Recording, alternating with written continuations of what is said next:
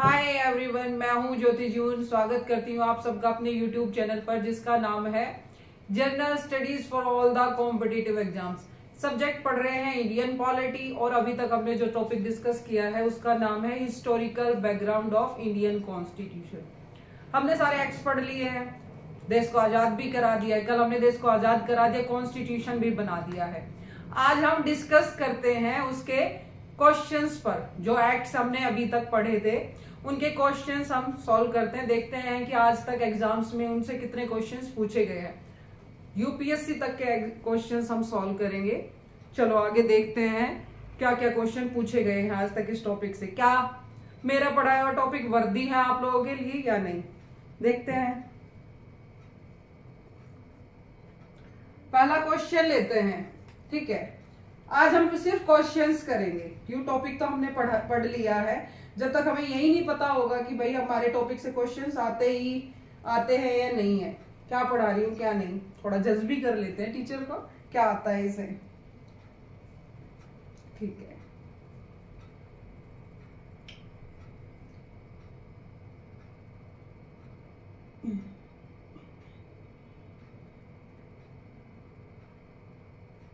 पहला क्वेश्चन है,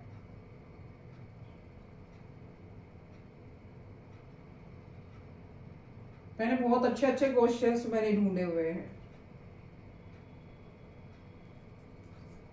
previous year question देखेंगे पहले, PYQ प्रीवियस ईयर क्वेश्चंस। जो बड़े बड़े एग्जाम्स है उनके क्वेश्चंस देखेंगे, छोटे वाले एग्जाम्स के तो ऑटोमेटिक हो जाएंगे।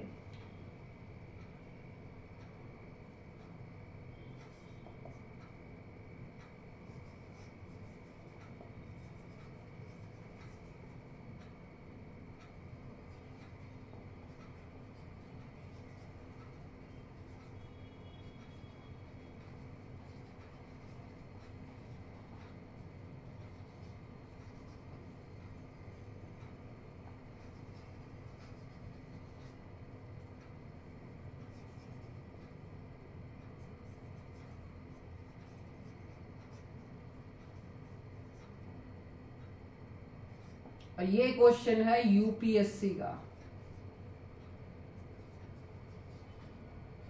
प्रीलिम्स 2019, ठीक है। 5 साल पहले क्वेश्चन पूछा गया है। अब देखते हैं question, which act introduce the system of dyarchy in the provinces. Provinces के अंदर डायरकी सिस्टम कब आया है? ऑप्शन ले लेते हैं।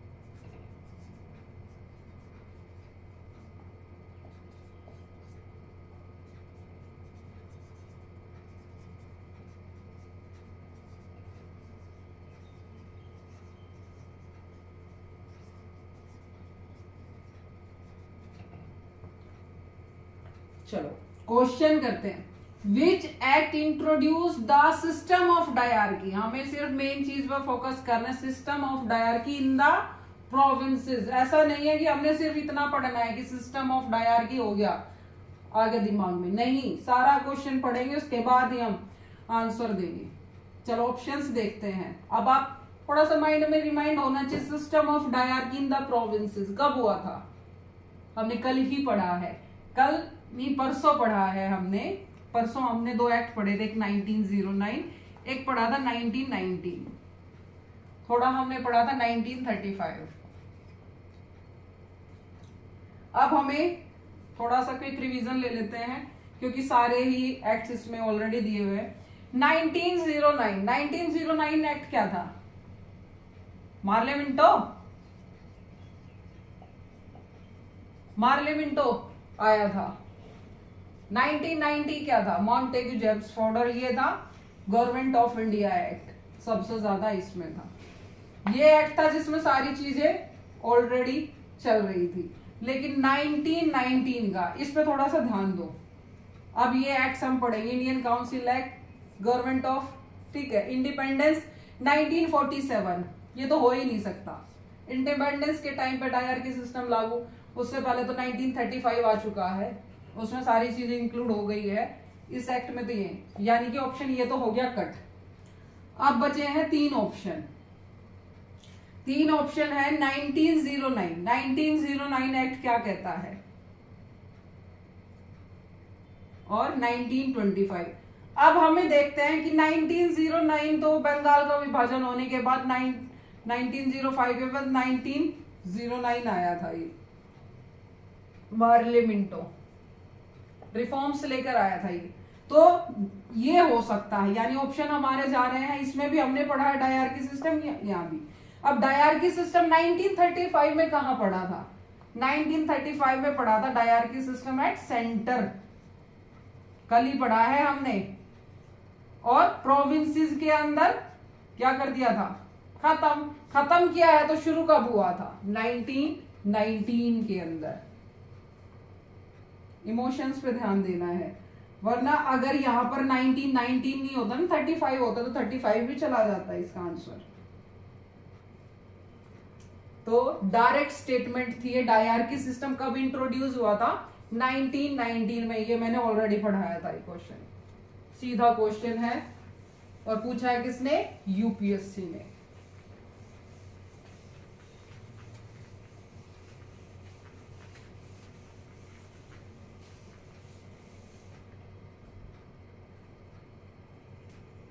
क्वेश्चन नंबर 2,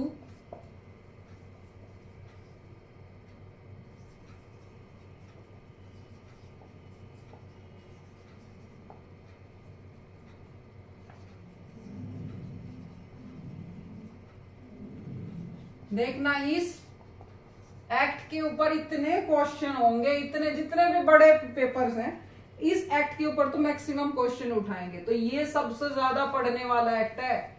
फिर से कह रही हूं, सबसे बड़ा एक्ट है, डिस्क्रिप्टिव एंड डिटेल्ड। और यही जोगा तो लिया गया था किसमें, कॉन्स्टिट्यूशन में। मैक्सिमम पार्ट इसका कॉन्स्टिट्यूशन में लिया गया है। तो जब इसके ऊपर ही कॉन्स्टिट्यूशन बना है, तो कोई भी एग्जाम हो इस क्वेश्चन को पूछेगा, इस एक्ट को पूछेगा किसी भी लैंग्वेज में। ये आया है CDS 2020 कंबाइंड डिफेंस सर्विसेज में। इसे भी यूपीएससी ही कंडक्ट करता है।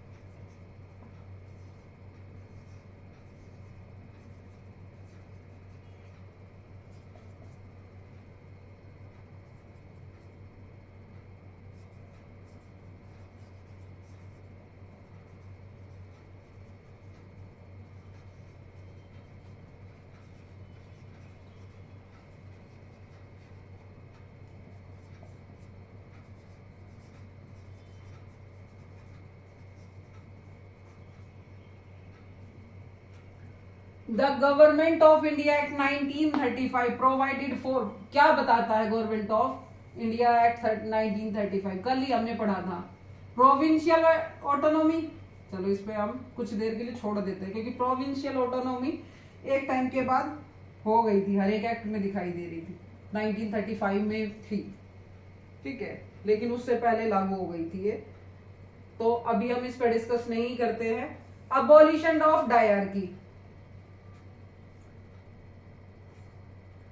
Abolition of dyarchy, dyarchy abolition हुआ था, ये भी हुआ था भाई।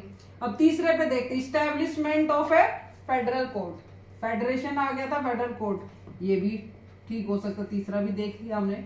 अब फोर्थ है ऑल ऑफ द अबव। अब हम देखें तो फेडरल कोर्ट भी हो गया, डायरकी सिस्टम भी था इसमें, और ऑटोनॉमी हमें 1919 में मिल गई थी, 1935 में तो ऑलरेडी ऑटोनॉमी मिल गई है ना, 1919 में ही मिल गई है। तो ऑल ऑफ द अबव इसका आंसर है, ऑल ऑफ द अबव। अगर एक पॉइंट भी नहीं मिलता हो तो सोचना चाहिए, क्योंकि ये एग्जाम ले रहा है यूपीएससी, ऐसे ही नहीं देता ये।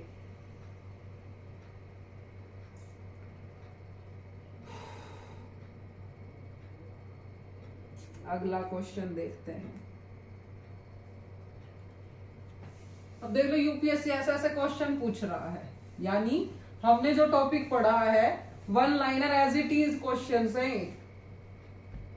जो लैंग्वेज मैंने यूज की है वही की वही लैंग्वेज पूछी है।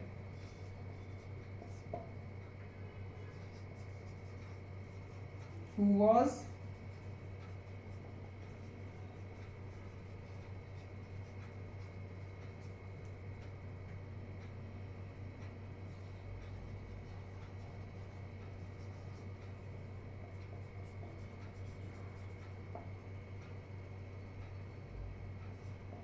ये क्वेश्चन है एसएससी सीजीएल का 2021 रिसेंट का क्वेश्चन है ये।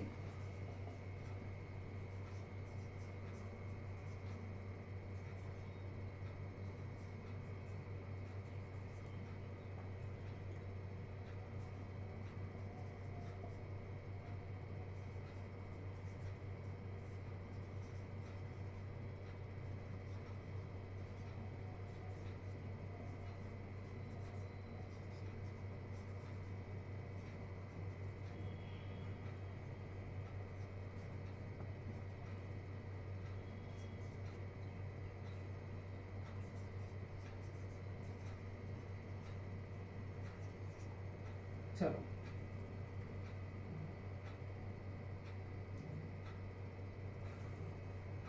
Who was the first Governor General of India? Governor general of India. अब देखते हैं, पहली बात गवर्नर जनरल कब बना था? बंगाल का पहले गवर्नर था, गवर्नर जनरल बना है, वॉरेन हेस्टिंग था, वॉरेन हेस्टिंग। लेकिन ये किसका है? ऑफ बंगाल का, गवर्नर जनरल ऑफ बंगाल, तो वॉरेन हेस्टिंग नहीं है। दूसरा लॉर्ड डलहौजी, सोचेंगे इसके बारे में। लॉर्ड विलियम बेंटिंग, मैंने बताया भी था कि लॉर्ड विलियम बेंटिंग क्या बना था? Governor general of India. लेकिन अब इसे होल्ड पे रखते हैं, बेंटिक हो सकता है। Lord Canning. अभी तक हम पढ़ रहे हैं पॉलिटिकल व्यू, तो हम पॉलिटिकल व्यू के अकॉर्डिंग क्वेश्चन है, लेकिन जब हिस्ट्री और पढ़ लेंगे ना, ये क्वेश्चन हिस्ट्री का है, पॉलिटिकल नहीं है, फिर भी हम सॉल्व करने की कोशिश करेंगे इसको। Lord William Bentinck, Lord Canning, दो आ गए हैं। लेकिन जब हम कार्यकाल देखते हैं, हम देख रहे हैं कि विलियम बेंटिंग है। अब गवर्नर जनरल ऑफ इंडिया, यानी इंडिया का कब है? गवर्नर जनरल ऑफ इंडिया कौन है? वायसराय। एक तो ये हो सकता है, गवर्नर जनरल बाद में वायसराय बना था ना इंडिया का, गवर्नर जनरल ऑफ इंडिया को बना दिया था वायसराय कब? 1858 के अंदर, जब ब्रिटिश ने, क्राउन ने अपना शासन किया था। एक तो स्टेज आती है ये, एक स्टेज है कि गवर्नर जनरल था। अब जब गवर्नर जनरल की पोस्ट आई थी तब तो बना था पहला गवर्नर जनरल, कौन था? Lord William Bentinck. ठीक है, ये 1833 के अंदर गवर्नर जनरल ऑफ इंडिया बन गया था। 1833 से लेके 1858 तक ये क्या रहे हैं? Governor general of India. क्या इतने टाइम पीरियड के अंदर क्या गवर्नर जनरल बदला नहीं होगा? बदल गया है। जब शुरू हुआ था तब गवर्नर जनरल ऑफ इंडिया कौन था? Lord William Bentinck. लेकिन जब governor general of India viceroy बना है तब है लॉर्ड कैनिंग। लॉर्ड कैनिंग ही गवर्नर जनरल ऑफ इंडिया रहा है और लॉर्ड कैनिंग ही बनता है बाद में वायसराय। अब ये सोचोगे यही दोनों पोस्ट कैसे, जैसे बंगाल का वॉरेन हेस्टिंग पहले तो गवर्नर था वहां का, फिर बाद में क्या बना है, गवर्नर जनरल बन गया है। जब वॉरेन हेस्टिंग 2 बार बन सकता है तो 2 बार बना है लॉर्ड कैनिंग। 1858 के अंदर जब तक नहीं आया, 57 तक तो यही रहा है गवर्नर जनरल ऑफ इंडिया, बाद में बन गया है। तो आंसर जाएगा ये Lord Canning, Lord William Bentinck नहीं है। तो ये 1 लाइनर क्वेश्चन नहीं है, सोच समझ के आंसर देना है, इसलिए सोचना समझना सिखा रही हूं मैं। कई बार होता है ना, पेपर दे के आते हैं, अरे ये क्वेश्चन तो सही था, पता नहीं सरकार ने ये दूसरा आंसर क्यों मान लिया है। उसके अंदर डेप्थ होती है। क्वेश्चन के ऑप्शंस बताते हैं कि हम उसका आंसर क्या देंगे। क्यों? क्योंकि फॉर एग्जांपल भी बताती हूँ, एक एक एक्ट चल रहा है। 1773 के बाद आए 1784, टाइम पीरियड कितना, 11 साल। 11 साल के अंदर क्या कुछ और नहीं आ गया होगा? हम तो एक्ट्स पढ़ रहे हैं ना, क्योंकि हिस्ट्री चल रही है, हिस्ट्री के साथ साथ कुछ और भी आ रहा है। तो वो जो एक्ट चल रहा है यहां से इतनी ड्यूरेशन तक चल रहा है, तो कोई भी एक्ट है, कुछ भी लागू हुआ है, जैसे 1784 के अंदर लागू हुआ है, फिर वो चला जा रहा है 1792 के अंदर, ठीक है, फिर वो जा रहा है 1813, मतलब मेरे, ठीक है, 33 जा रहा है, 53 जा रहा है। तो इस हिसाब से कम बाद में तो फिर 20-20 साल का टाइम पीरियड लेके आएंगे। 20 साल के अंदर तो चेंज हो रहे हैं। वो जो 20 साल में यहां से शुरू हुआ, यहां तक एंड तक जा रहा है। तो हमें क्वेश्चन में ये जरूर देखना है कि शुरुआत में क्या हुआ है, एंड में क्या हुआ है। एक सोच समझ डेवलप करनी है कि अगर हम अभी डायरकी सिस्टम लागू हुआ है तो वो डायरकी 1919 से लेके वो 35 में भी डायरकी रहेगा। अगर डायरकी का ऑप्शन सीधा 1919 आ जाता है तो ठीक है, लेकिन 1919 नहीं आता है, ऑप्शन में नहीं है, तो 1935 भी डायरकी सिस्टम के लिए आ जाएगा आंसर। हमें आंसर देखना है किसके अकॉर्डिंग, ऑप्शंस के अकॉर्डिंग, कि ऑप्शन में जो सबसे नियरेस्ट होगा, नियरेस्ट वाला ही आंसर होगा। ठीक है, चलते हैं आगे, क्योंकि यूपीएससी क्वेश्चन पूछ रहा है, सीडीएस क्वेश्चन पूछ रहा है, सीजीएल क्वेश्चन पूछ रहा है, तो यानी कि वो क्वेश्चन हल्का नहीं है। किसी भी क्वेश्चन को हल्के में नहीं लेना। और अब कोई भी एग्जाम ऐसा नहीं आता कि भाई रट्टाफिकेशन वाला, कोई भी एग्जाम रट्टाफिकेशन वाला नहीं आया। सारे एग्जाम क्वेश्चन उठाते हैं यूपीएससी से, लैंग्वेज बदल देते हैं, उसे 1 लाइनर बना देते हैं, लेकिन सबने एग्जाम को कंपटीशन बढ़ाया है तो क्वेश्चन भी उसी हिसाब से उठाता है। क्वेश्चंस पढ़ते हैं अब, इसलिए सोचना समझना बहुत जरूरी है। जब तक सोचना समझना नहीं सीखेंगे तो कुछ नहीं कर सकते। अब आ जाते हैं नेक्स्ट क्वेश्चन पे। तो मैंने जो ये 4-5 लेक्चर लिए हैं ना इस टॉपिक में, 5 लेक्चर तुम्हें अंडरस्टैंडिंग सिखाने के लिए है। क्यों? इसमें से क्वेश्चन सबसे ज्यादा आते हैं इस टॉपिक में। अगर ये टॉपिक अच्छे से समझ में आ जाता है तो आप किसी भी एग्जाम के क्वेश्चन कर ले जाएंगे, चाहे वो यूपीएससी हो, चाहे वो सीडीएस हो, चाहे वो एचएसएससी हो, चाहे एसएससी हो, चाहे स्टेट पीसीएस हो। Which act is known as the act for the good government of India? अब देखो कितना अच्छा क्वेश्चन है, सिर्फ लैंग्वेज चेंज की है, वरना क्वेश्चन में कुछ भी अच्छा नहीं है, पढ़ाया हुआ है मैंने ये। मैंने बोला भी है, जब मैं बोलती हूँ ना उस चीज पे भी फोकस किया करो कि मैं क्या कहना चाह रही हूँ। बोलने के अकॉर्डिंग ही जैसे बोला है वैसे ही आंसर आता है। और सारे एक्ट्स का जो इम्पोर्टेंट वर्क हुआ है सभी की हेडिंग्स पर जरूर ध्यान देना चाहिए। एक रिकैप ले लेना, उस रिकैप के अकॉर्डिंग अपने सारे के सारे एक्ट्स पर फोकस करना। सारे एक्ट्स में एक हेडिंग ऐसी है जो बिल्कुल इम्पोर्टेंट होती है।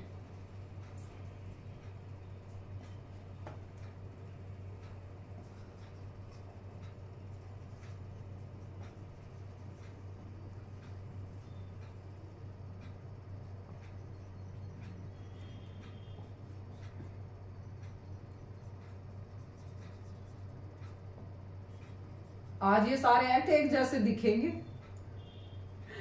पेपर में तो और भी भयानक दिखते हैं जो ये आते हैं, तब आज एक जैसे दिखेंगे। हमने पढ़ा 1773 से लेकर 1947 तक, आप देखना कैसे सारे के सारे मिक्स होते नजर आएंगे, लेकिन उन्हें भी अलग रखेंगे, वो भी समरी दूंगी मैं लास्ट में कि अलग अलग कैसे, अलग अलग क्या होता है एक्ट के अकॉर्डिंग में बताते हुए चल रही। अब पिट्स इंडिया एक्ट है, क्या कह रहा है, which act is known as the act of the good government of India.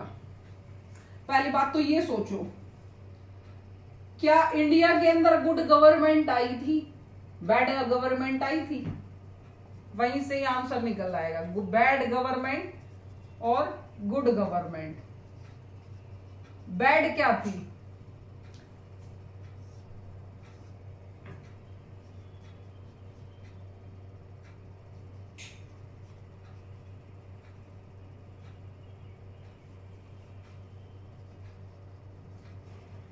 Bad क्या था? हमारे साथ बुरा किसने किया? ईस्ट इंडिया कंपनी, यानी कि जो 1773 से लेके 1853 तक, 53 80 आ जाता है, 8 तक, लास्ट एक्ट 53 थे ना, वो अच्छी वाला तो इसमें आ गया थे, फिर भी 1858 तक लागू तो 8 में होता है। तो 8 तक जो सरकार थी वो किसकी थी? ईस्ट इंडिया कंपनी की। उसके बाद आई है ब्रिटिश पार्लियामेंट।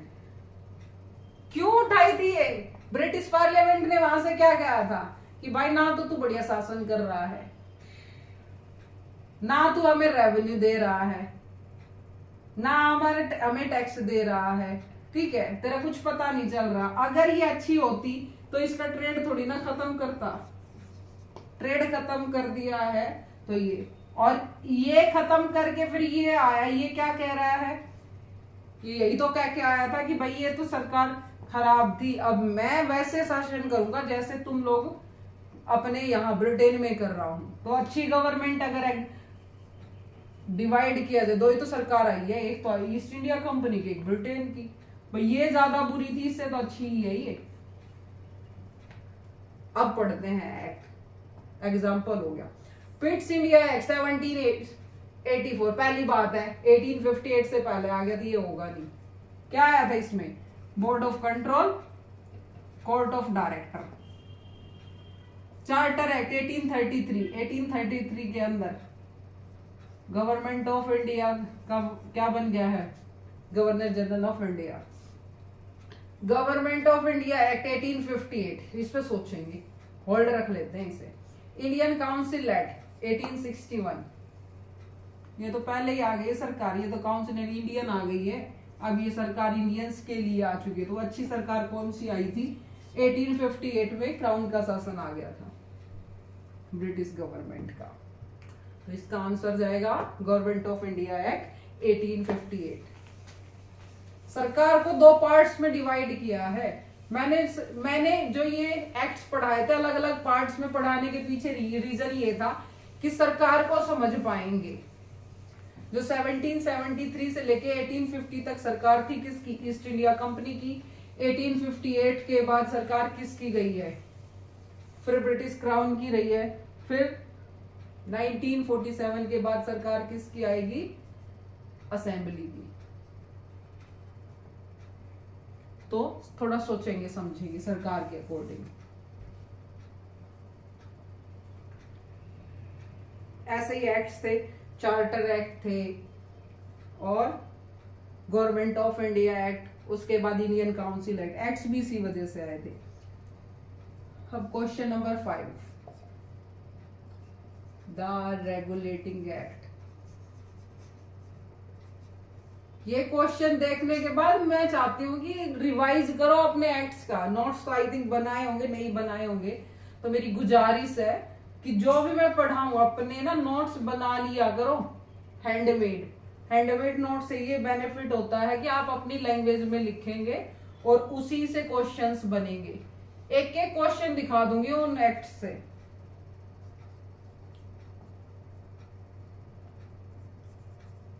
सॉल्व करना आज मैं सिखा ही रही हूं। मुझे नहीं लगता कि इस टॉपिक से कोई क्वेश्चन बचेगा अगर आप लोग ढंग से पढ़ेंगे तो। चाहे कोई भी एग्जाम उठा लो, सब में आएंगे क्वेश्चंस ये, और तरीका मैं सिखा ही रही हूं।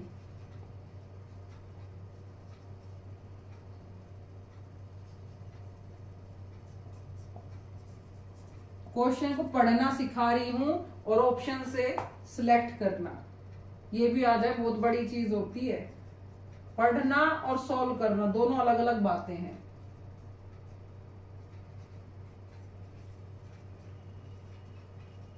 टीचर की जरूरत समझाने के लिए होती है, वरना बुक में सारा ज्ञान है।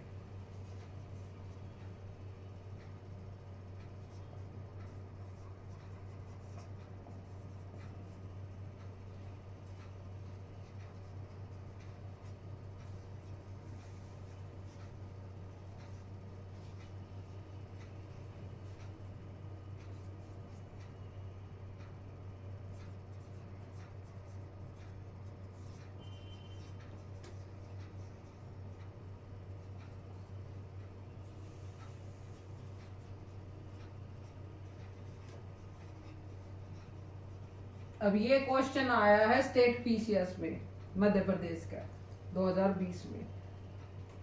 ज्यादा पुराने क्वेश्चंस नहीं उठाए हुए, सारे क्वेश्चंस मैंने आसपास के उठाए हुए हैं जो 10 साल के अंडर में आते हैं।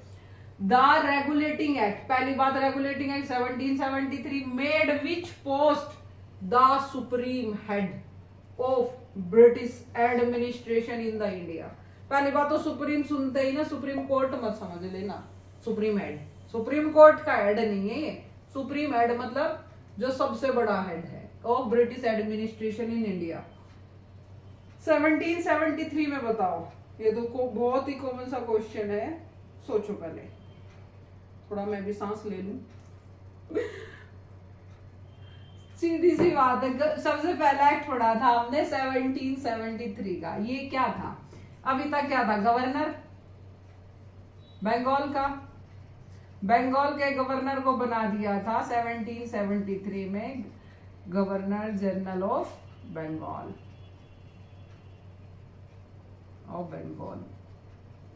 इससे ऊपर कुछ नहीं है अभी तक, गवर्नर जनरल ही चल रहा है। अब देखते हैं ये है कहीं, हाँ ये भाई सीधा यही है। वायसराय तो आया 1815 के 8 में, governor general of Bengal, secretary of state 1858 में आया governor general of Bombay. Bombay का, बंगाल का और मद्रास का एक ही गवर्नर जनरल था, लेकिन वो बैठता कहाँ था, बंगाल में। बंगाल के अंदर आई थी प्रेसिडेंसीज, मद्रास और कोलकाता, बॉम्बे। तो गवर्नर जनरल कहाँ बैठेगा, बंगाल में। अगर ये ना हो तो ये जाएगा ऑप्शन फिर, लेकिन ये ऑलरेडी अपना डायरेक्ट आया हुआ है। अगर कोई क्वेश्चन इनडायरेक्ट पूछे तो फिर ये भी हो सकता था, क्योंकि ये भी गवर्नमेंट उसी के अंडर चल रही थी। पॉसिबिलिटीज भी बता रही हूं मैं कि अगर ये ऑप्शन ना हो जो डायरेक्ट आ रहा है तो नियर बाय वाला ऑप्शन बी चला जाएगा।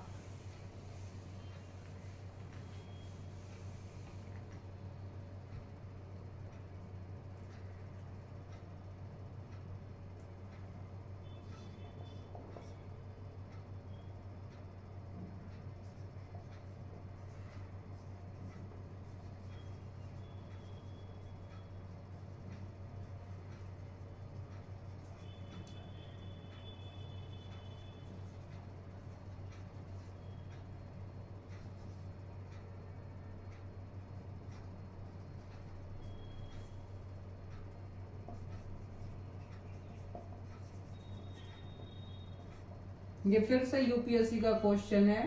सीएपीएफ का एक एग्जाम होता है, उस एग्जाम में आया है 2018 में। और अगर आपने सारे प्रीवियस मेरे सारे लेक्चर्स देखे होंगे, अगर नहीं देखे हो तो दोबारा देखे, ये मैं कह रही हूँ। अगर आपको सीरियसली पढ़ना है तो उन लेक्चर्स को दोबारा देखो, सारे एक्ट्स अच्छे से करो, आपके 1 लाइन में क्वेश्चन सॉल्व हो जाता है।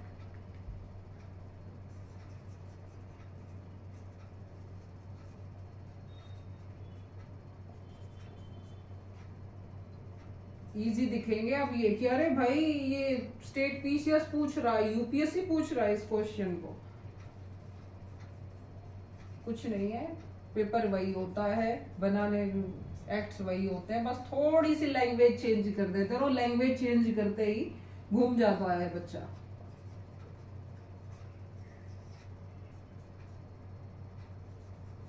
रट्टा रट्टू तोता वाले बच्चे पेपर नहीं निकालते हैं, पेपर वही निकालते हैं जो अंडरस्टैंडिंग है। और जब एडमिनिस्ट्रेशन में किसी को बिठाएंगे तो दिमाग चलता होना चाहिए उसका।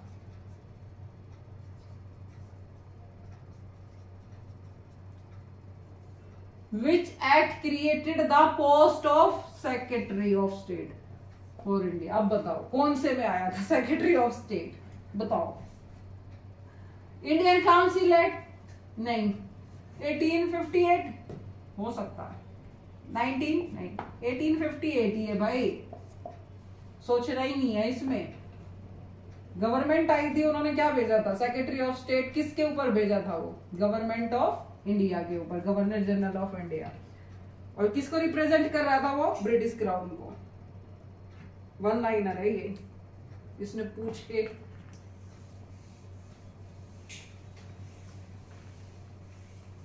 हमें सिर्फ फोकस करना है उस वर्ड पे, पूछ क्या रहा है।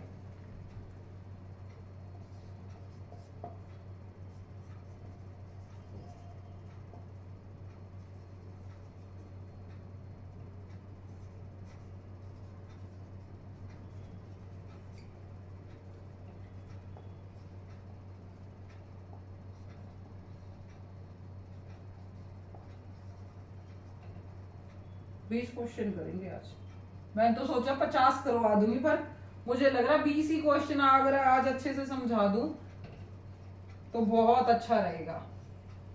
डिटेल्स में चलते हैं, लेकिन 20 क्वेश्चन भी बाकी कल करते हैं। आप मुझे कमेंट में बताओगे क्या इसके क्वेश्चन और आगे ले, आज मैं 20 करा देती हूँ। मेरी तो इच्छा थी कि मैं 50 करा दूं, ठीक है 30 बच जाएंगे। अगर आप कहेंगे तो मैं इस कमेंट में बताएंगे आप लोग मुझे कमेंट करके कि क्या मैं आगे क्वेश्चन सॉल्व करूं या फिर आगे टॉपिक लूं, आज मुझे कमेंट करके बताएंगे।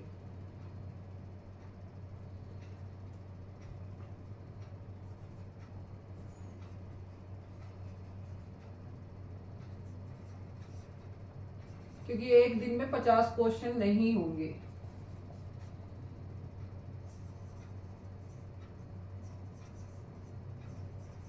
अगर एक भी स्टूडेंट का कमेंट आ गया ना कि हाँ क्वेश्चन लो, कल क्वेश्चन लेंगे, नहीं तो टॉपिक पढ़ेंगे फिर आगे, अगर आप खुद से कर लो तो।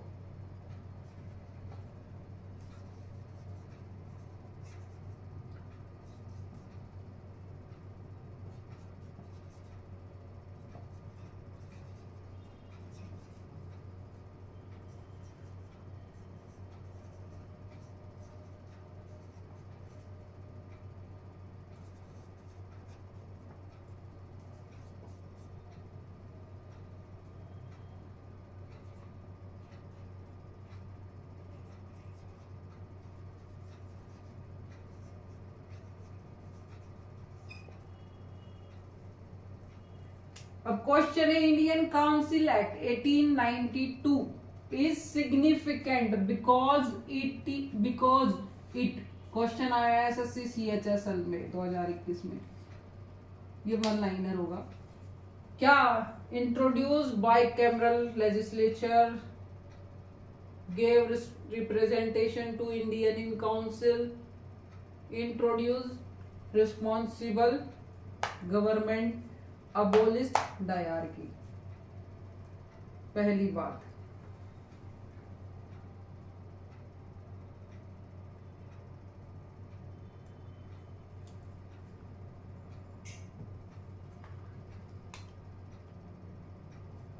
हम पहले क्योंकि एक्ट्स पढ़ते पढ़ते ना आंखों में ऐसा लगेगा कि 17 चल रहा है, 18 चल रहा है, 19 चल रहा है, तो ये है council act, Indian council act 1892, यानी कि इंडियंस की बात चल रही है। 1902 है, 1902 है, यानी कि कौन से वाले से पहले आया है, 1900, 9 से पहले आया है। एक ओवरव्यू रखना चाहिए। इंट्रोड्यूस्ड बाय कैमरल लेजिस्लेचर, पहली बात, चलो सोचेंगे इसके बारे में। Gave representation to Indians in council, introduce responsible government, abolish dyarchy, dyarchy abolish हुई है 1935 के अंदर, ये नहीं होगा। Introduce responsible government, responsible government अभी नहीं आई है, जब तक इंडियंस के पास नहीं चला जाएगा तब तक रिस्पॉन्सिबल गवर्नमेंट नहीं आएगी, जब तक लोअर अपर नहीं बन जाएगा। Introduce bye cameral legislature, bye cameral legislature आई थी 1935 में, फेडरल आ गई थी, फेडरल असेंबली और काउंसिल ऑफ स्टेट। तो क्या मांग रहा था वो? Representation to Indians in council, ये रिप्रेजेंटेशन मांग रहा था, पर नंबर बढ़ाए गए। ठीक है, 1909 के अंदर और नंबर मांग रहा था बढ़ा बढ़ा के 60 हो गया था। तो इसका आंसर क्या है? Gave representation to Indian in councils.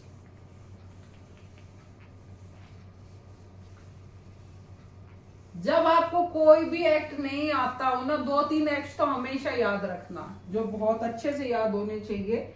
एक तो याद होना चाहिए 1935, इंडियन काउंसिल एक्ट सारे याद होने चाहिए, 1919 और 1909।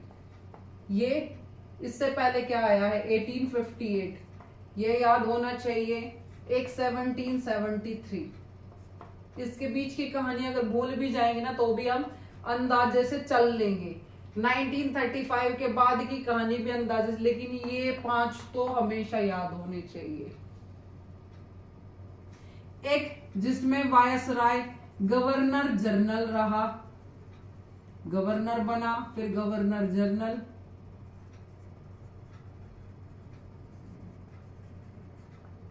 गवर्नर जनरल ऑफ इंडिया कौन कौन से एक्ट में बने हैं?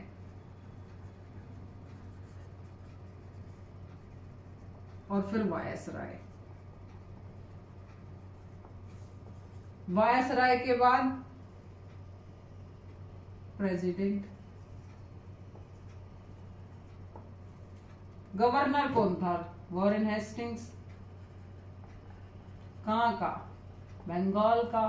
बना किसका? गवर्नर जनरल ऑफ इंडिया बना। फिर ये जाके लॉर्ड कैनिंग चल रहा है governor general of India, Lord Canning. बाद में ये कौन बना? वायसराय। प्रेसिडेंट कौन बना लास्ट में? डॉक्टर राजेंद्र प्रसाद। लेकिन प्रेजेंट से पहले राजेंद्र प्रसाद, लेकिन प्रेसिडेंट से पहले गवर्नर जनरल ऑफ इंडिया।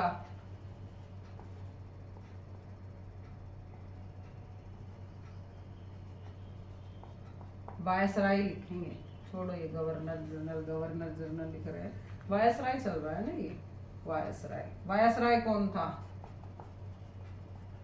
सी राजगोपालाचारी, गोपालाचारी। ये इंडियन बना था, ये था इंडियन। और इंडियन से पहले वायसराय कौन था? माउंटबेटन। तो ये सारे के सारे सीरीज बाय सीरीज नाम सबके याद होने चाहिए। और गवर्नर जनरल पहले कौन बना था? William Bentinck.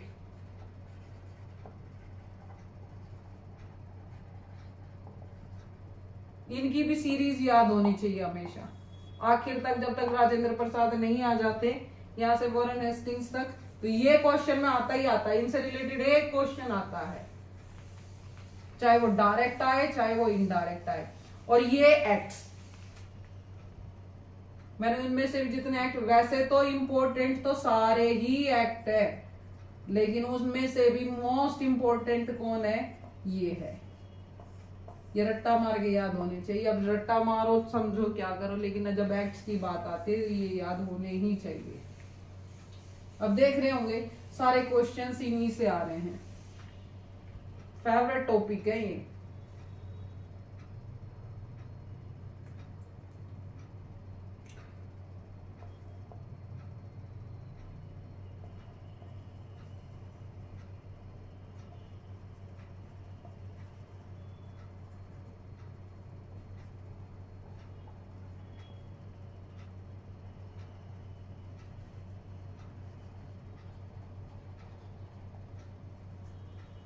और हिंदी मीडियम वाला हो तो भी जो मैंने पढ़ाया ना वो वर्ड्स जरूर याद रखे।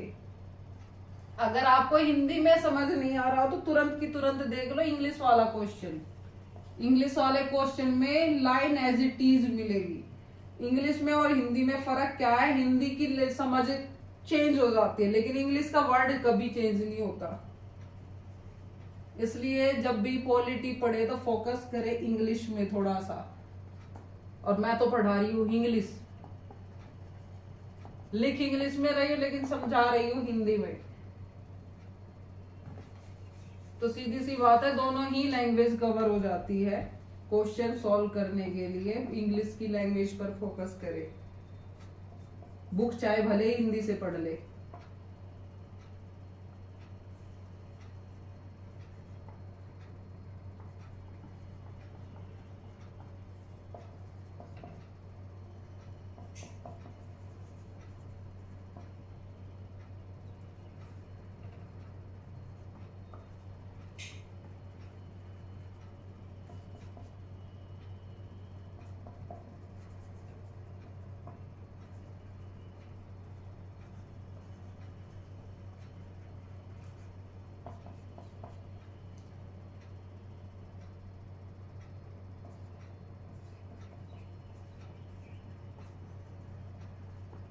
अब क्वेश्चन है who introduce the system of, act की बात चल रही है, वो इंसान नहीं है, separate electorates for the Muslim. सब ये फिर से यूपीएससी प्रीलिम्स में आ गया 2014 में।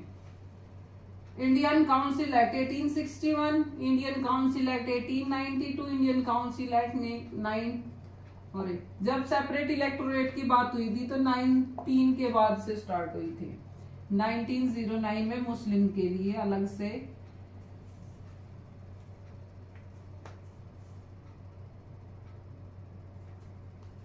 ठीक है, तो ये तो याद ही होना चाहिए। और उसके बाद 1919 में कौन आ गया था, सिख के लिए और एंग्लो इंडियन, क्रिश्चियन भी। 1935 के में क्या आ गया था, ये तो कंटिन्यू चल रहा था, रिजर्व हो गई थी सीट माइनॉरिटी के लिए,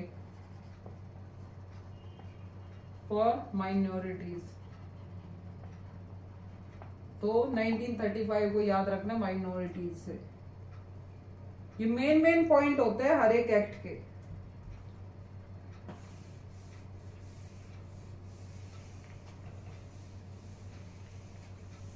(1909) को कहते हैं मार्लियामेंटो रिफॉर्म्स, 1919 को कहते हैं मॉन्टेग्यू चेम्सफोर्ड रिफॉर्म्स। ये रिफॉर्म्स हैं।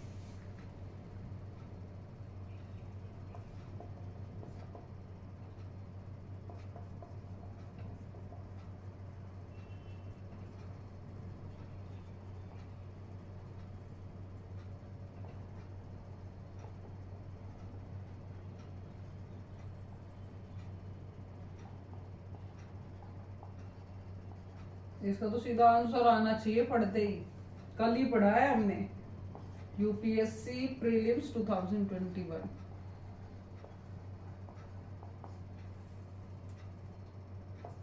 आप लोगों को ऐसा लग रहा होगा यूपीएससी का एग्जाम दे रहे हैं, सारे क्वेश्चन ही यूपीएससी के।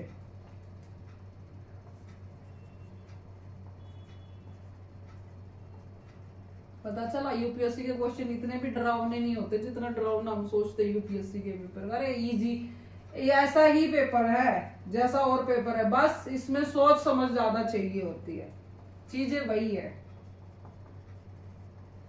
अंडरस्टैंडिंग पे काम करता है, ये फैक्ट्स पे काम नहीं करता।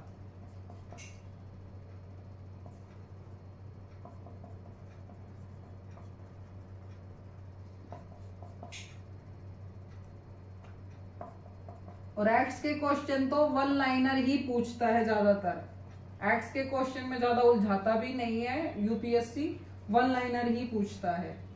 जैसे ये सारे वन लाइनर क्वेश्चन है, ABCD वाले नहीं है। The term federation was introduced in which act, federation. अब बताओ फेडरेशन कब आया, 1935 में दिया है हमने, कल ही दिया है फेडरेशन। एक फेडरेशन दिया है और एक फेडरल कोर्ट। या सिर्फ 1935 में है? कल ही दिया हमने ये फेडरेशन। संघात्मक कौन ऐड हो गई थी? प्रिंसली स्टेट्स, और बन गई थी फेडरल असेंबली।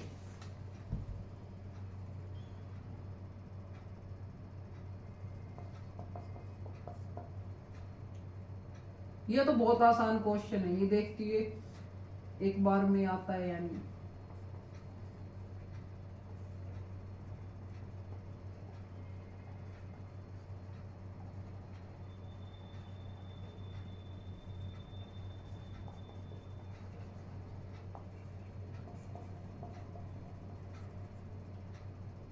ये भी यूपीएससी का क्वेश्चन है, ये इतना आसान क्वेश्चन भी यूपीएससी ने पूछ लिया है।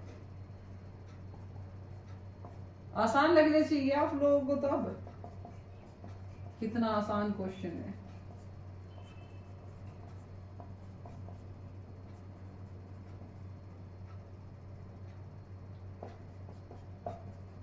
अब बताओ, When was the Constituent Assembly of India formed? यानी बनी कब थी? 2 साल 11 महीने 18 दिन इसने लिए हैं बनने में। 1950 में लागू है। जब अगर नहीं भी पता हो तो इसमें से 2 साल 11 महीने 18 दिन माइनस कर लेना। 2 साल माइनस करते ही क्या आ गया? 48 में से और 11 महीने 47 में से 18 दिन। क्या 47 नहीं भाई? और ये कब है? जनवरी का, यानी 46 में चला जाएगा। माइनस कर लेना जब भी ना आए तो।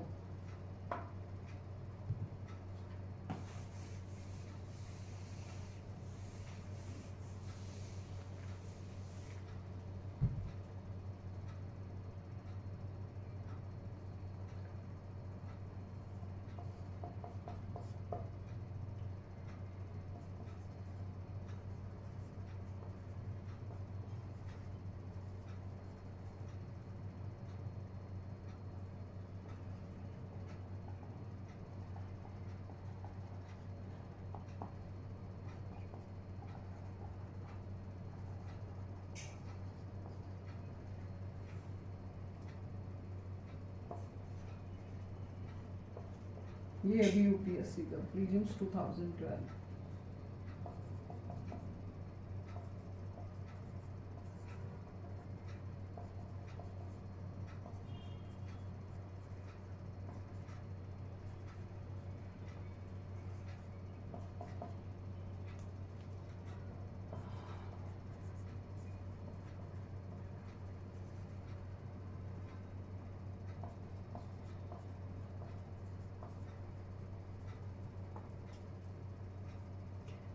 The system of dual government in India introduced by, किसने इंट्रोड्यूल गवर्नमेंट? पहली बात तो ड्यूल गवर्नमेंट आ रही है। ड्यूल गवर्नमेंट का मतलब क्या है?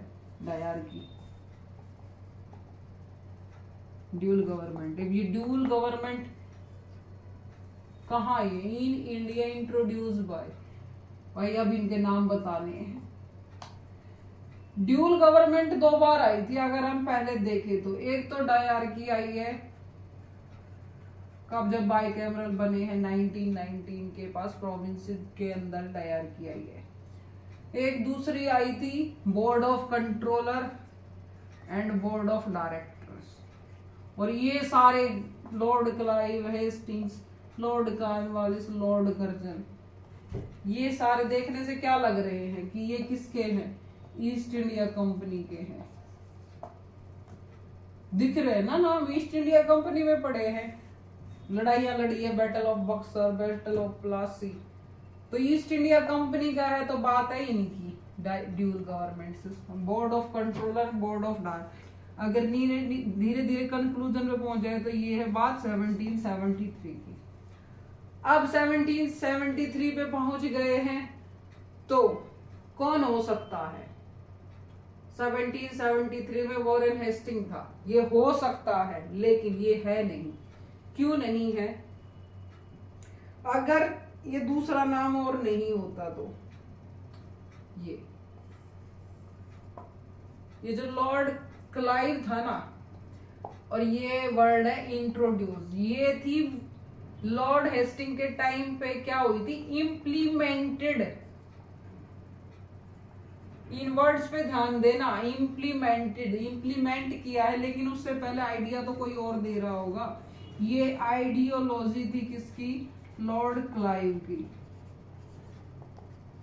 लॉर्ड क्लाइव ने इससे पहले battle of Plassey 1767 I think नहीं, श्योरली है बैटल ऑफ प्लासी, क्योंकि अभी हिस्ट्री नहीं पढ़ रहे ना तो डेट्स इतना याद नहीं रहता मुझे। बैटल ऑफ यही है, बैटल ऑफ बक्सर 1784 के आसपास। तो 63 के बाद 73 में आया है, 1773 में आया है, तो यानी मेजर रोल है 1767 और उस टाइम कौन था, लॉर्ड क्लाइव। लॉर्ड क्लाइव ने क्या किया था, बैटल ऑफ प्लासी और बैटल ऑफ बक्सर की बात कर लेते थोड़ा हिस्ट्री की। बैटल ऑफ प्लासी और बक्सर के बाद इसने क्या किया था कि जो हमारे किंग्स थे, किंग्स के शासन के अंदर इसने क्या ले लिए थे, दीवानी राइट्स यानी रेवेन्यू सिस्टम था। जो रेवेन्यू सिस्टम किसका था, रेवेन्यू कौन कलेक्ट कर रहा था, कलेक्ट कर रही थी ईस्ट इंडिया कंपनी, और सरकार की चल रही थी इसका एडमिनिस्ट्रेशन। हुई ना दो गवर्नमेंट, एक तो होगी ईस्ट इंडिया कंपनी की, दूसरी होगी इंडियन किंग की। तो ये इनडायरेक्टली क्या है, ड्यूअल गवर्नमेंट।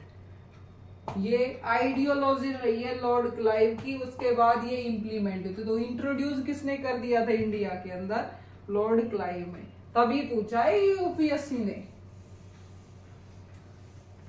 ठीक है। देखा इस क्वेश्चन की डेप्थ। और जर्नल इंसान होता ना, वो सीधा वॉरेन हेस्टिंग, खूब सोच के भी वॉरेन हेस्टिंग के पास चला जाता और आंसर टिक कर देता, लेकिन आंसर ये नहीं है, ये है लॉर्ड क्लाइव। हिस्ट्री पढ़ेंगे ना तभी से और डेप्थ में पढ़ेंगे। जो एक दो क्वेश्चन है ना जिनमें आपको थोड़ा लग रहा है, वो क्वेश्चन भी आपके सॉल्व हो जाएंगे, क्योंकि अभी तक हम पढ़ रहे थे पॉलिटिकल व्यू, हम इसकी अकॉर्डिंग पढ़ रहे थे, कॉन्स्टिट्यूशन के अकॉर्डिंग। फिर भी आप देखना मैक्सिमम क्वेश्चन आपके सॉल्व हो जाएंगे बगैर हिस्ट्री पढ़े ही।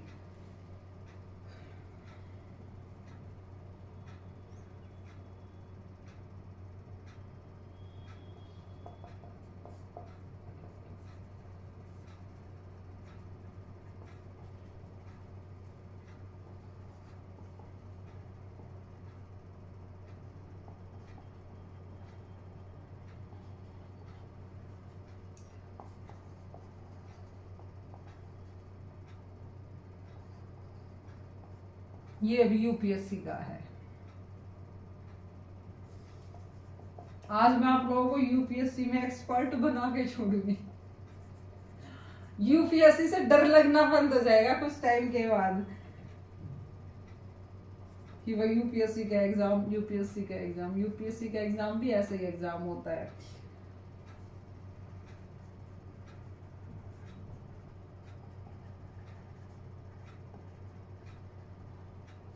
छोटे मोटे क्वेश्चंस तो आप खुद ही नहीं कर लेते हैं, बड़े क्वेश्चन करेंगे हम।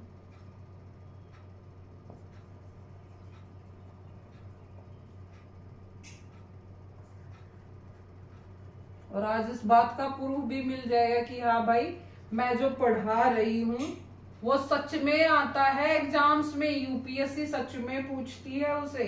कहीं ऐसे मुझे मजाक में ले रहे हो कि पता नहीं क्या पढ़ा रही है, कह रही है मैं यूपीएससी तक के एग्जाम क्लियर करो इसमें।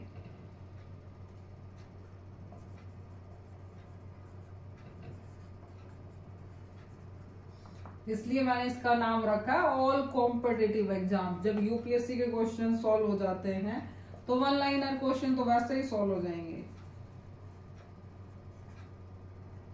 और जीएस, एक बार पढ़ी हुई जीएस किसी भी एग्जाम में जाओ, जीएस होती है।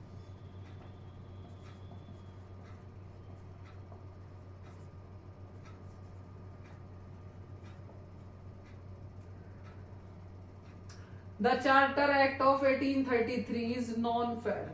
नॉन फॉर 1833 का चार्टर एक्ट आ गया है। क्या कह रहा है ये बताओ।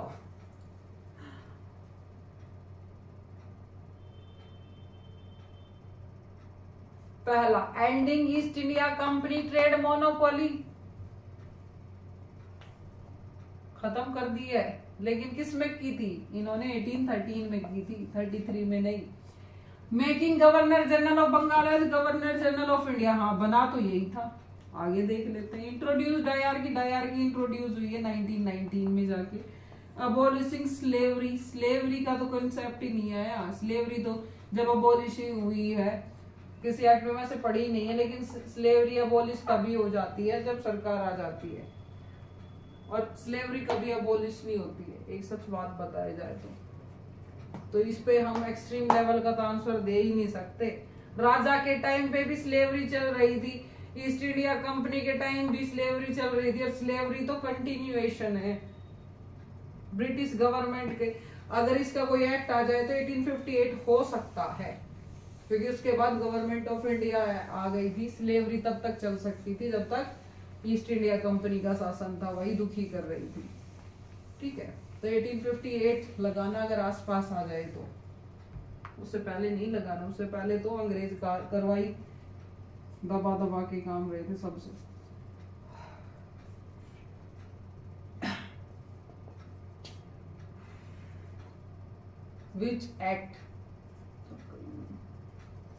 Which act introduced open competition in civil service for Indians?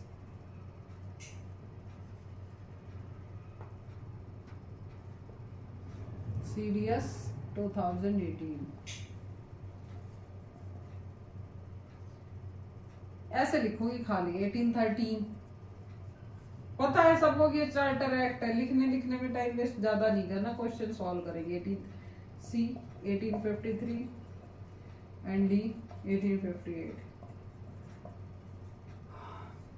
Which act introduce open competition in civil services for India? Civil services के लिए 1853 के अंदर तो इंट्रोड्यूस्ड, इम्प्लीमेंट हो गया था एग्जाम,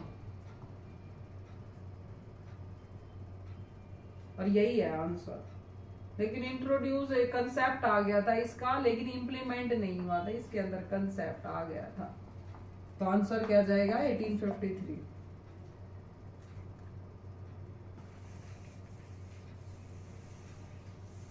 मैंने ये सारे के सारे एक एक लाइन करवाई है मैंने बोल बोल के, और पेपर कहाँ देखे जा रहे? कभी सोचा आपने इस क्वेश्चन को कि ओपन सिविल सर्विस एग्जाम हो तो गया है, लेकिन वो कहाँ? इंडिया में नहीं हो रहा है वो एग्जाम, लंदन में। और पेपर देने वाले कहाँ जा रहे हैं? लंदन में। हमसे कह दिया जाए ना जयपुर पे दे आओ तो राम लग जाता है, आत्मा निकल के भाग जाती है। और ये पेपर देने कहाँ जा रहे हैं? सिविल सर्वेंट बनने के लिए लंदन में।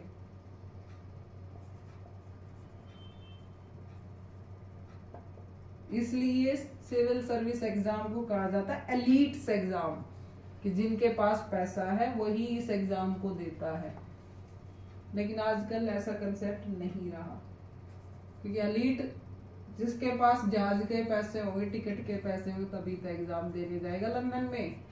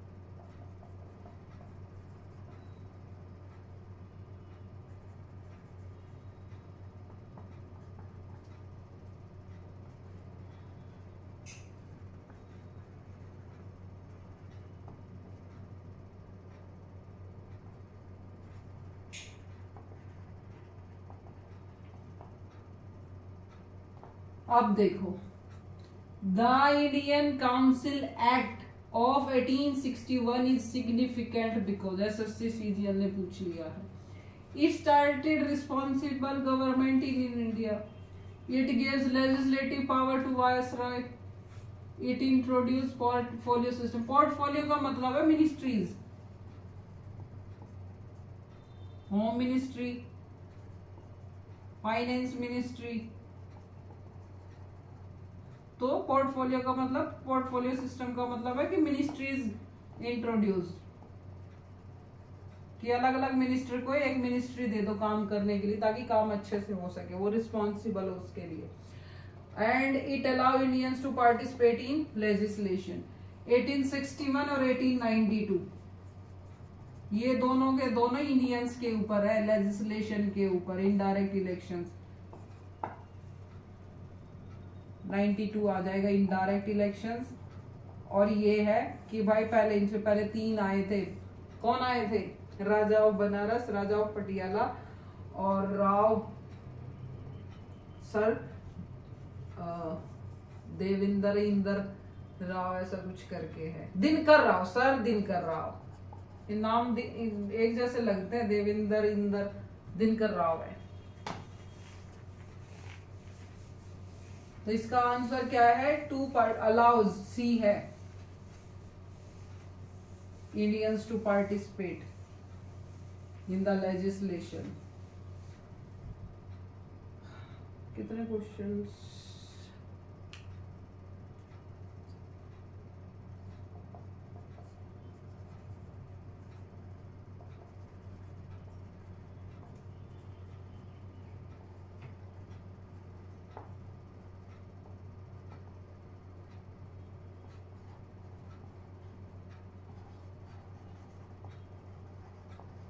टू 2017 में पूछा है क्वेश्चन. मार्लेमिंटो 1909, 1990, सी 1935 और डी 1853. अब बताओ मार्लेमिंटो किस में आया था? 1909. 1 लाइनर क्वेश्चन है, सीधा सीधा, ज्यादा नहीं सोचेंगे इस पे हम. इसमें भी हम सोचेंगे भले यूपीएससी का, लेकिन इतना तो लेवल नहीं बचा अब हमारा. 5 दिन हो गए, 6 लेक्चर चल रहा है, ये इतना लेवल नहीं है कि भाई अब 1 लाइनर क्वेश्चन में भी सोचेंगे. मार्लेमिंटो किस में आया था? मार्लेमिंटो 1909, मॉन्टेग्यू चेम्सफोर्ड 1919. अब तो ये थक गए हैं, इनको बोल बोल के रट गए होंगे. नहीं रटा हो तो आप लोग रट लेना, मेरे तो रट गए हैं पढ़ाते पढ़ाते. Which act led to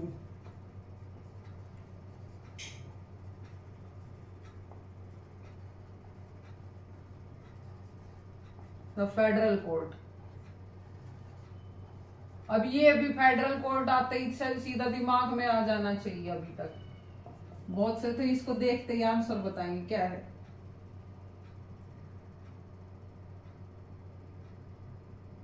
ये यूपीएससी 2015 ने पूछा है.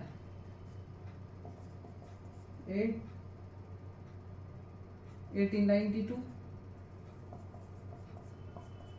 19 सी, 1935 डी, 1947. इसका आंसर क्या है? 1935. फेडरल कोर्ट और फेडरेशन 1935 में आया था. ये भी नहीं सोचेंगे अब हम इसके बारे में. मैंने एक एक line as it is language में लिखवा रखी है. जिसने लिखा होगा, मैंने तो खुद लिखा था. और लिखते रहोगे तो बेस्ट है. अब देख लो, यूपीएससी की प्रिपरेशन हो सकती है इसमें, जो यूपीएससी की नहीं कर रहा. छोटे एग्जाम्स की भी हो सकती है, यूपीएससी की भी हो सकती है. सारी प्रिपरेशन एक में हो रही है, तो नोट्स तो बना लेने चाहिए कम से कम.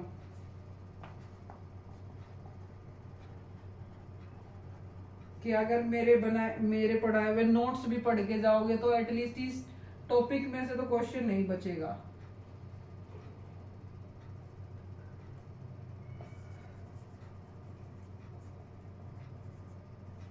सीधा का सीधा उसी लैंग्वेज में क्वेश्चन है.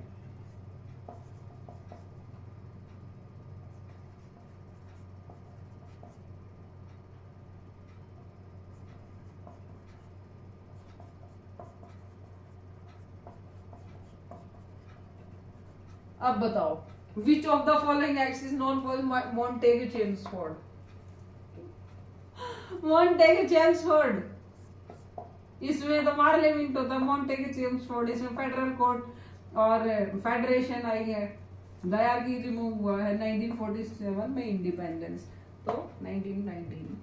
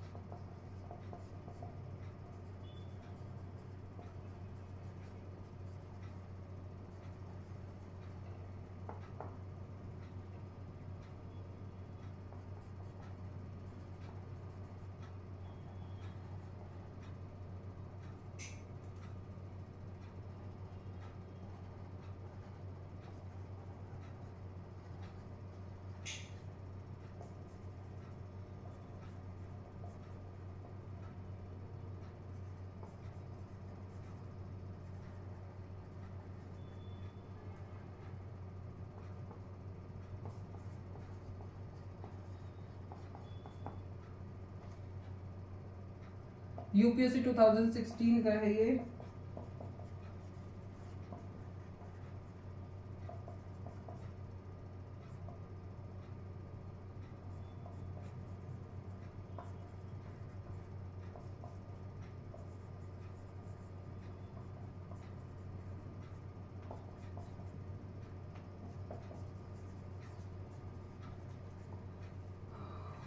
देखो, When was the Indian Independence Act passed? इस वर्ड पे ध्यान देना, passed by the British Parliament। passed, implement नहीं हुआ है अभी, passed हुआ है।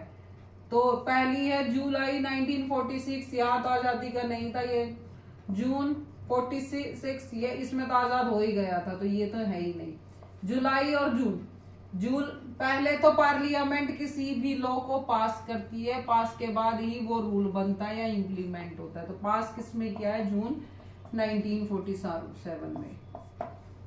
2 डेट आती है इसकी, ये क्वेश्चन बहुत ज्यादा इसलिए यूपीएससी ने पूछा हुआ है। ये भी है, ये भी है, ये इम्प्लीमेंट है,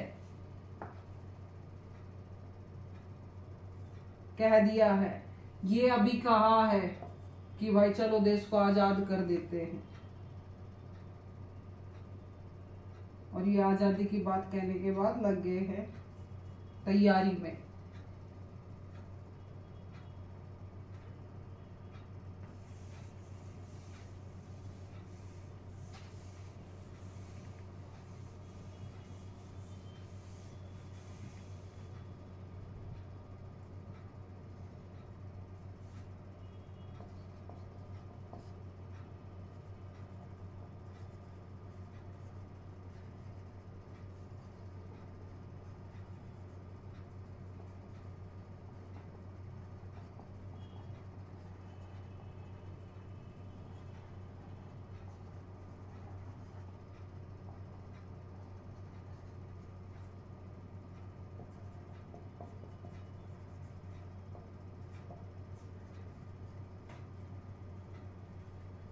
ये एसएससी सीजीएल का क्वेश्चन है।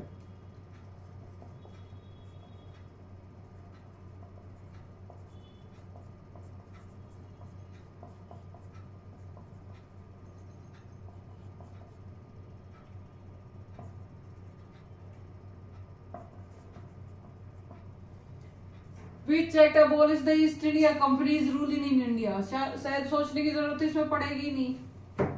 1858 ऐसा था, सीधी सरकार आई और इसको ईस्ट इंडिया कंपनी को खत्म कर दिया। लास्ट क्वेश्चन करेंगे अब हम। अब ये सोच रही हूँ अगर मैं 50 क्वेश्चन एक बार में सॉल्व करती तो, अब 20 में ही खड़े खड़े परेशान हो गई हूँ।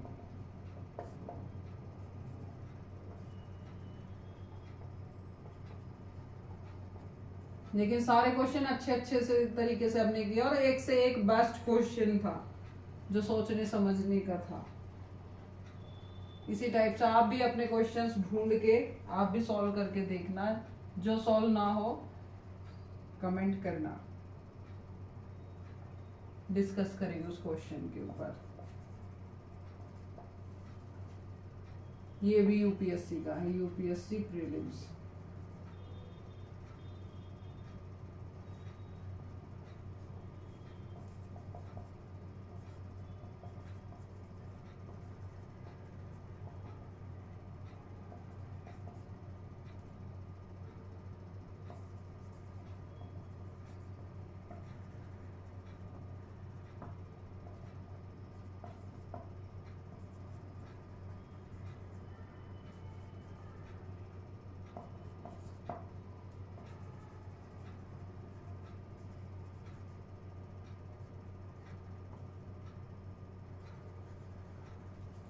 The Constitution Assembly was formed under which plan? कल ही पढ़ा था हमने, किस प्लान के अंदर आई थी? Cabinet plan. एक लाइन में क्वेश्चन निपटा देंगे आप लोग। हमने आज देखे हैं 20 क्वेश्चंस, और 20 क्वेश्चन में से सिर्फ एक या दो क्वेश्चन ऐसे थे जो हिस्ट्री भी पढ़नी चाहिए थी, उसके बाद बनेंगे। अदरवाइज 18 क्वेश्चन ऐसे हैं जो डायरेक्ट लैंग्वेज है, डायरेक्ट जो लैंग्वेज मैंने यूज की है वो उसी लैंग्वेज में क्वेश्चन पूछे गए हैं। तो इससे क्या साबित होता है कि आप अगर जो नोट्स भी बनाएंगे ना, अगर लेक्चर को देख के, वो नोट्स इनफ है, आपको किसी बुक को भी उठाने की जरूरत नहीं है किसी भी एग्जाम की प्रिपरेशन के लिए जाए। इसमें से एक या दो क्वेश्चन तो इस टॉपिक में से क्वेश्चन आता ही आता है, क्योंकि ये पार्ट है मॉडर्न हिस्ट्री का भी और कॉन्स्टिट्यूशन का भी। तो जब दो चीज आ जाती है तो सीधी सीधी बात है एग्जामिनर उसमें से क्वेश्चन पूछेगा ही पूछे। और हर एग्जाम के अंदर एक या दो क्वेश्चन इस टॉपिक से आते हैं, और मेरी तरफ से ये टॉपिक कंप्लीट है। मुझे लगता है कि आपके वो 1 नंबर या 2 नंबर पक्के होने चाहिए सेम लैंग्वेज में। नोट्स बनाओ, नोट्स पढ़ो। एक बार याद नहीं होता, दो बार नहीं होता, 3 बार। लेकिन अगर आप सेम लैंग्वेज में भी पढ़ोगे ना, आपकी एग्जैक्ट लैंग्वेज आती है, एग्जैक्ट, कोई चेंज नहीं है। सिर्फ यूपीएससी का ऐसा है कि यूपीएससी भी एक या दो ही क्वेश्चन घुमाकर पूछे हुए हैं, अदरवाइज वो सेम के सेम वर्ड्स में पूछे गए हैं। तो क्वेश्चंस पे सब पे ध्यान दो, एक क्विक रिवीजन लो सारे क्वेश्चंस का। मैंने तो दे दिया है, और कितना क्विक रिवीजन दूं?